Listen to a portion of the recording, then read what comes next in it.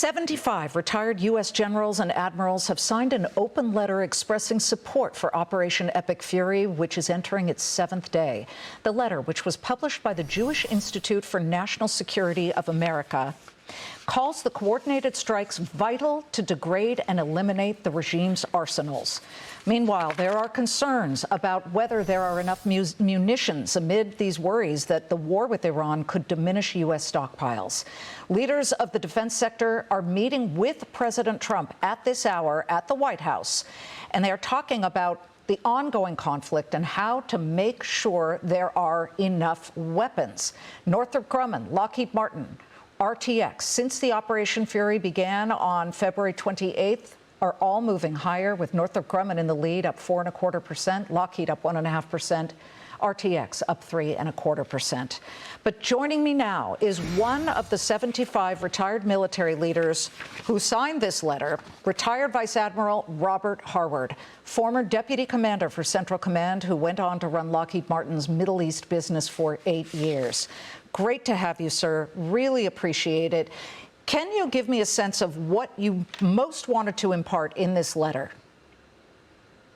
Well, I think everybody understands how strategic this is, how important it is to see this through to the end. And as you just noted, you can see Russian support. So this is not only just about Iran, but the region and influence of others in Iran. So I think that letter is a testament to the strategic significance of how this conflict is. You have a personal attachment here because you actually grew up in Iran. What does it feel like at the moment? Because as we see the missiles, we see the planes taking off, we see the bombings, we see the interceptions of all of these drones that are now hitting a lot of different countries that supposedly were either neutral or kind of leaning toward Iran at certain points. What goes through your mind?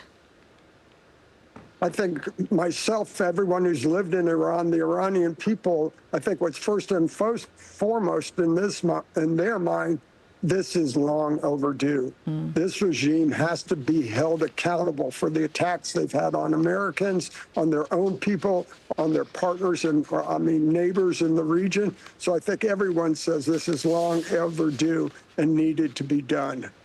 It is a little, I don't know, confusing. Listen, America, you can feel and say whatever you want. That's the beauty of this country. But when you hear that some of the members of Congress come out and say this is illegal, I understand that they want to be part of a decision, and it's very important to follow the Constitution. But what are we going to do? Wait around till Iran actually did something and we had another, God forbid, 9/11?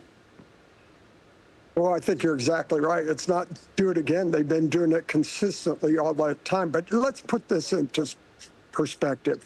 Since '79, Iran has been developing a nuclear weapons program. There's no doubt about it. And all our actions over 47 years did nothing to dissipate that. It slowed it down a little bit. But now they brought on more centrifuges, higher centrifuge. They could take enriched uranium and make it weapons-grade uranium enough for several bombs in a couple of weeks because of numbers of cascades they had built out, the number of higher speed and more capable cascades. So that was just one issue in itself. Then the fact that they've only been expanding their missile capabilities, their accuracy, their launchers, and all parts of that over 47 years unabated and then finally, how they've been attacking the region, their partners and all. So if that was not dealt with at some point, it's going to be past the tipping point where you can't affect it. So thank God action was taken now to prevent that tipping point where you're not able to act.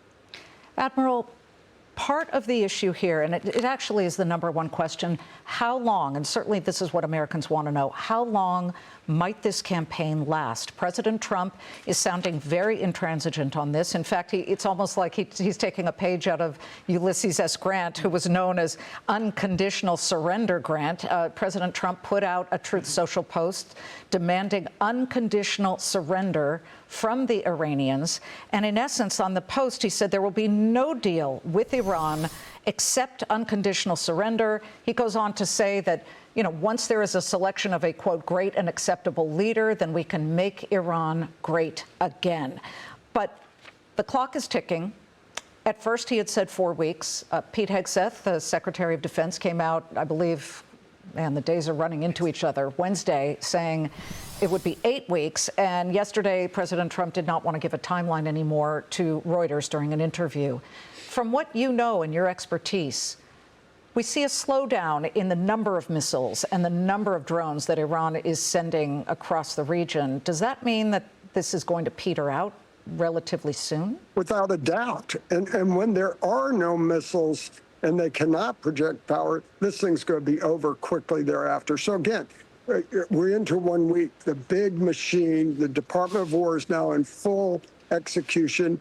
You know, when you transition from a policy to a strategy, then execute the plan, it takes a little time to get that in place. They're in full operational mode now. They've validated all their risks and concerns. So I think this ability, and you'll know when the tipping point comes, when there are no missiles from Iran flying. At that point, it will be a matter of days. But timing is somewhat irrelevant there, because if there's no threat, we can take our time to ensure there's a due government in place. And I would tell you, the president made it very clear he's going to have a voice in that. I think that's right. But I think the Iranian people will have a voice in that as well. Wouldn't that be nice? That sure would be wonderful. The Iranian people, and I know so many of them, they're educated, they're so intelligent, and they've been held underneath the thumb of this ridiculous regime that is violent and doesn't allow women to be doctors like they used to, lawyers. You knew Iran when it was much, much better. Yeah, they're smart, educated, wonderful culture. But I think the point that most Iranians are thinking now about that future, how soon can it come and what it's going to be like. And I do believe with the resources they have, the population, this country is going to prosper as soon as it can be yielded from the regime that's held them hostage for 49 years. So again, this is long overdue, and the potential is just spectacular. You work with a company that we have covered, Shield AI, which makes autonomous drones. A lot of drone technology flying through the skies. Does it surprise you that Iran's Shahed drones are so plentiful that they've been able to churn so many of these out?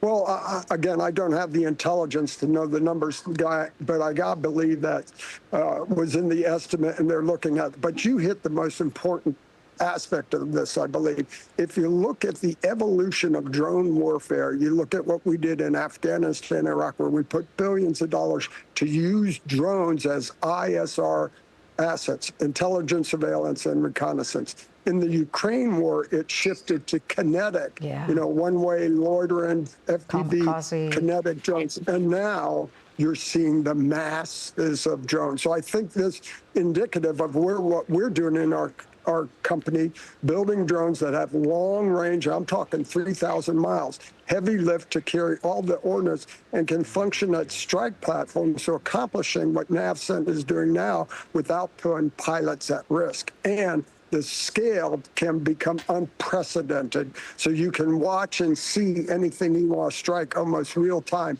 And that would have changed the dynamics almost instantly here in Iran.